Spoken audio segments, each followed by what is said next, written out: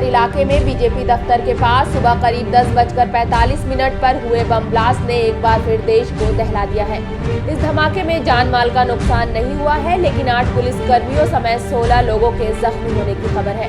हालांकि अब तक धमाके की जिम्मेदारी किसी आतंकी संगठन ने नहीं ली है, लेकिन धमाके के मॉड्यूल से एक बार फिर शक की सुई इंडियन मुजाहिदीन की तरफ घूमती है, क्योंकि धमाके का तरीका आईएम की करतूत की तरफ इशारा करता है। जिस तरह से धमाके में मोटरसाइकिल आईईडी का इस्तेमाल किया गया है, वो हैदराबाद, दिल्ली और मुंबई के धमाकों से मिलता जुलता है।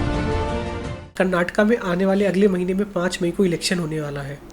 खास तौर से बीजेपी ऑफिस के सामने ये ब्लास्ट किया गया, जहां पर वो मोटरसाइकिल खड़ी थी वहां पर पुलिस की पिकेट है, तो जाहिर तौर पर 8 पुलिस वाले भी घायल हुए हैं।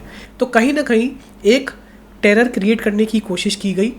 अभी तक ये बिल्कुल क्लियर नहीं हो पाया कि जो टेररिस्ट आउटफिट था उसका मोटिव क्या था, लेकिन पास्ट में जिस तरीके से हम लोगों ने देखा है कि टेररिस्ट ऑर्गेनाइजेशंस ने जिस तरीके से ब्लास्ट किए हैं, जिस तरीके से मॉड्यूल बनाया है, तो कहीं ना कहीं इन ब्लास्ट को देखते हुए ज़रूर लगता है कि ये इंडियन मुजाहिदीन का मॉड्यूल हो सकता है।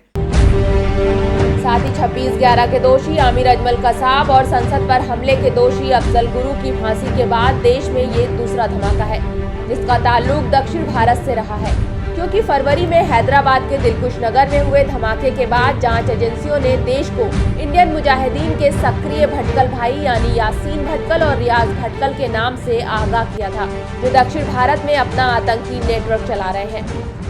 देखिए, यासीन भटकल और रियाज भटकल ये 2 ऐसे नाम हैं जो आज भी इंटेलिजेंस एजेंसीज के लिए एक बहुत बड़ी चुनौती बने हुए हैं।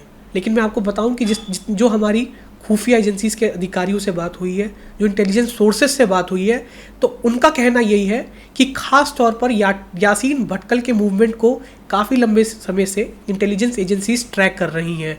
तो कहीं ना कहीं दक्षिण भारत यासीन भटकल और रियाज भटकल दोनों के लिए एक ऐसा नाम है जिसके वो चप्पे चप्पे से वाकिफ हैं। बहरहाल केंद्रीय गृह मंत्रालय ने बेंगलुरु विस्फोट स्थल पर एनआईए की एक टीम भेजी है। बताया जा रहा है कि खुफिया एजेंसी ने 4 दिन पहले कर्नाटक पुलिस को आगाह कर दिया था, लेकिन एक बार फिर दहशतगर्द अपने नापाक मंसूबों को अंजाम देने में कामयाब रहे। News point bureau, Bengaluru.